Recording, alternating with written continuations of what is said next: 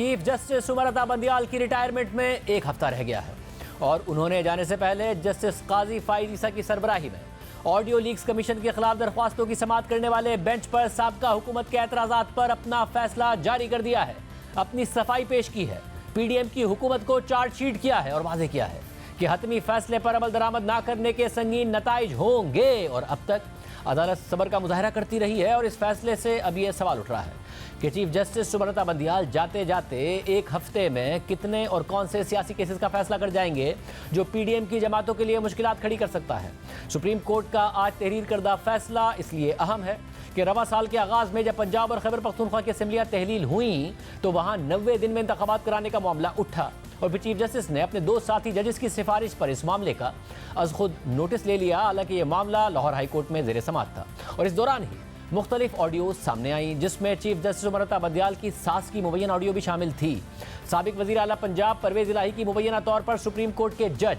Justice Mazahir Akbar Naqvi के साथ गुफ्तगू की ऑडियो शामिल थी। हुकूमत ने इन ऑडियोज की बुनियाद पर चीफ जस्टिस उमर अता बंदियाल और उनके कुछ साथी जजेस पर जानिबदारी का इल्ज़ाम लगा दिया और फिर इन ऑडियोज़ की तहकीकात के लिए एक कमीशन तश्कील दे दिया जिसका सरबराह जस्टिस काजी फाइज ईसा को बनाया गया। मगर फिर इस कमीशन के खिलाफ सुप्रीम कोर्ट में मुख्तलिफ दरख्वास्तें दायर हो गई और चीफ जस्टिस की सास की मुबैना ऑडियो की वजह से हुकूमत ने चीफ जस्टिस को बेंच से अलहदा होने की दरख्वास्त दायर कर दी। मगर चीफ जस्टिस ने ऑडियो लीक्स कमीशन को काम करने से ही रोक दिया और 26 मई को कमीशन तश्कील देने का नोटिफिकेशन ही मुअत्तल कर दिया। और अब चीफ जस्टिस की सरबराही में 5 रुकनी बेंच ने मुत्तफिका तौर पर हुकूमती एतराज़ मुस्तरद करने का तफसीली फैसला जारी कर दिया है जो खुद चीफ जस्टिस उमर अता बंदियाल ने तहरीर किया है। और इस फैसले के मुताबिक यह फैसला ऑडियो लीक्स कमीशन पर बनने वाले बेंच पर हुकूमती एतराज़ात से मुताल्लिक है जिसमें 3 जजेस को बेंच से अलहदा करने की दरख्वास्त की गई थी और वो 3 जजेस chief justice Umar Ata Bandial, justice Riyazul Hasan और जस्टिस मुनीब अख्तर हैं। मगर बाद में बेंच से अलहदगी की दरख्वास्त सिर्फ चीफ जस्टिस तक महदूद हो गई थी। फैसले के मुताबिक 14 जनवरी 2023 और 18 जनवरी 2023 को पंजाब और खैबर पख्तूनख्वा की सूबाई असम्बलियाँ तहलील हुई और यही वो वाक़यात थे जिनके चलते चलते बाद में बेंच से अलहदगी का मामला उठाया गया। चीफ जस्टिस ने दोनों मौजूद जजेस यानी जस्टिस एजाजुल हसन और जस्टिस मज़ाहिर अकबर नकवी की सिफारिश पर दोनों सूबाई असम्बलियों में इलेक्शन के इल्तवा का नोटिस लिया और इसकी समाअत के लिए 9 रुकनी बेंच तश्कील दे दिया और केस की समाअत 23 फरवरी 2023 को मुकर्रर कर ली। चीफ जस्टिस उमर अता बंदियाल के तहरीर करदा फैसले के मुताबिक 16 फरवरी को एक ट्विटर अकाउंट ने 3 ऑडियो रिकॉर्डिंग्स रिलीज कर दी जिसमें से एक ऑडियो मुबैना तौर पर साबिक वज़ीर आला पंजाब परवेज़ इलाही और वकील अरशद जोजा के दरमियान होने वाली बातचीत की थी। दूसरी ऑडियो मुबैना तौर पर परवेज़ इलाही और सुप्रीम कोर्ट बार के सदर आबिद ज़ुबैरी के दरमियान होने वाली बातचीत की थी और तीसरी ऑडियो मुबैना तौर पर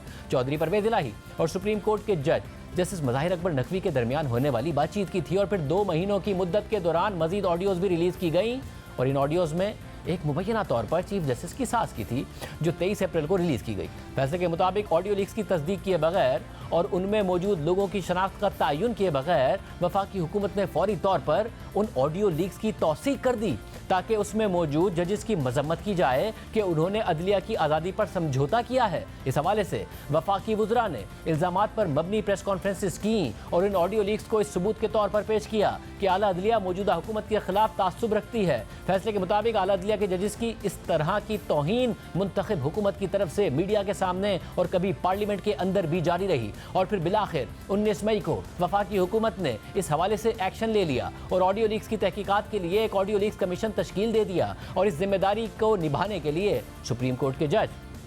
जस्टिस काजी फाइज ईसा, बलूचिस्तान हाई कोर्ट के chief justice justice Naeem Akhtar Afghan और इस्लामाबाद हाई कोर्ट के chief justice justice Aamir Farooq को नामजद किया गया। और ये रिकॉर्ड की बात है कि वफाकी हुकूमत ने इस कमीशन को बनाने से पहले चीफ जस्टिस से कोई मुशावरत भी नहीं की थी और फिर 22 मई 2023 को इस कमीशन ने अपनी पहली समाअत रखी और ऑर्डर जारी कर दिया जिसके फौरी बाद सुप्रीम कोर्ट में आईनी दरख्वास्तें दायर हुई और हुकूमत की तरफ से इस कमीशन को कायम करने के नोटिफिकेशन को चैलेंज कर दिया गया। इन दरख्वास्तों की समाअत के दौरान अटॉर्नी जनरल ने जुबानी तौर पर बेंच से ये दरख्वास्त की कि बेंच के एक रुकन यानी चीफ जस्टिस उमर अता बंदियाल खुद को बेंच से अलहदा कर लें और इस हवाले से वजह यह बताई गई कि जिन ऑडियो लीक्स की तहकीकात चल रही हैं उनमें से एक ऑडियो लीक में उनके एक रिश्तेदार की बातचीत है जिसमें उनका जिक्र किया गया है और अदालत ने अटॉर्नी जनरल की दरख्वास्त को मुस्तरद कर दिया क्योंकि अटॉर्नी जनरल इस हवाले से कोई इम्प्लीकेटिंग बातचीत या चीफ जस्टिस की हद तक किसी मामले का हवाला देने में नाकाम रहे और फिर बेंच ने ऑडियो लीक्स कमीशन के नोटिफिकेशन और ऑर्डर्स को मुअत्तल कर दिया और मामले की समाअत 31 मई तक मुलतवी कर दी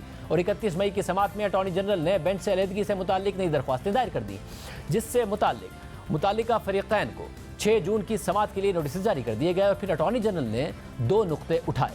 पहला नुक्ता यह था कि वो बेंच के 2 अराकीन जस्टिस एजाजुल अहसन और जस्टिस मुनीब अख्तर के हवाले से अलहदगी की दरख्वास्त नहीं करेंगे, और दूसरा नुक्ता यह था कि बेंच से अलहदगी से मुताल्लिक उनका वाहिद ग्राउंड जो चीफ जस्टिस से मुताल्लिक है वो ऑडियो लीक्स में उनके रिश्तेदार से मुताल्लिक उनका कॉन्फ्लिक्ट ऑफ इंटरेस्ट है। इसलिए हमारा ये मौजूदा फैसला ऑडियो लीक्स के खिलाफ दरख्वास्तों की समाअत में चीफ जस्टिस के मुसलसल बैठने से मुताल्लिक है। और अटॉर्नी जनरल का बुनियादी एतराज़ ये था कि क्योंकि चीफ जस्टिस के एक रिश्तेदार मुबैना तौर पर एक ऐसी ऑडियो लीक में गुफ्तगू कर रहे हैं जिसकी तहकीकात के लिए कमीशन बनाया गया है, इसलिए उन्हें कमीशन के खिलाफ दरख्वास्तों की समाअत से अलग हो जाना चाहिए था। और उनकी अलहदगी के बाद भी 5 रुकनी बेंच बनाने के लिए काफ़ी जजेस मौजूद होंगे जो इन दरख्वास्तों का फैसला कर सकेंगे। फैसले के मुताबिक अटॉर्नी जनरल का इस हवाले से पूरे एतमादी के साथ अदालती सवालात का जवाब ना देना ये जाहिर करता है कि वफाकी हुकूमत के एतराज़ात बेपरवाही के साथ उठाए गए हैं। मुमकिन तौर पर मेरिट्स पर फैसले देने के अमल में इल्तवा पैदा करने के लिए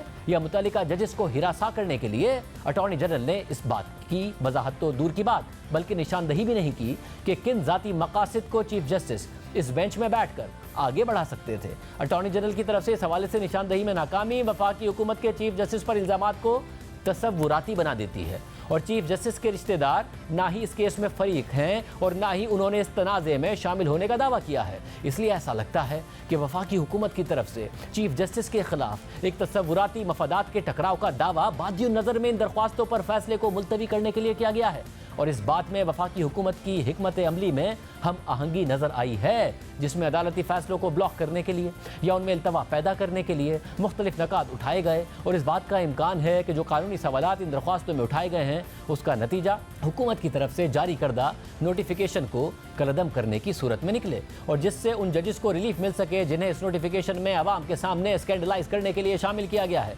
वो भी ऑडियोज और लीक करने वाले शख्स की तस्दीक और शनाख्त किए बगैर। अदालती फैसले के मुताबिक ये बात वाज़ेह हो जाती है कि मौजूदा दरख्वास्तों में ये अदालत अवामी कॉज के तहफ़्फ़ुज़ के लिए काम कर रही है जिसमें सेपरेशन ऑफ पावर्स, अदलिया की आज़ादी और किसी शख्स की प्राइवेसी और वक़ार के बुनियादी हुकूक शामिल हैं। और इन दरख्वास्तों में मौजूद मामलात में चीफ जस्टिस का कोई ज़ाती मफाद वजूद नहीं रखता जो अवामी अहमियत के आइनी सवालात के तयन से मुताल्लिक हैं। और अगर ये तसव्वुर भी कर लिया जाए कि इन दरख्वास्तों में चीफ जस्टिस का ज़ाती मफाद मौजूद है तो उसकी बाकायदा निशानदही करनी चाहिए जो अटॉर्नी जनरल करने में नाकाम रहे। चीफ जस्टिस से यह तवक्को नहीं रखी जा सकती कि वो जज की हैसियत से अपनी आईनी जिम्मेदारी एक नामालूम और तसव्वुराती मफाद की बुनियाद पर छोड़ दें। फैसले के मुताबिक जहां मुल्क का कानून बेंच से अलहदगी से मुताल्लिक नाअहली की दरख्वास्त पर एक जज को यह सवाबदीदी इख्तियार देता है कि वो बेंच से अलहदा हो या ना हो, तो वहीं कुरान ऐसी सवाबदीद के इस्तेमाल से मुताल्लिक मयार तय करता है। फैसले में आगे कुरान शरीफ का हवाला देते हुए कहा गया है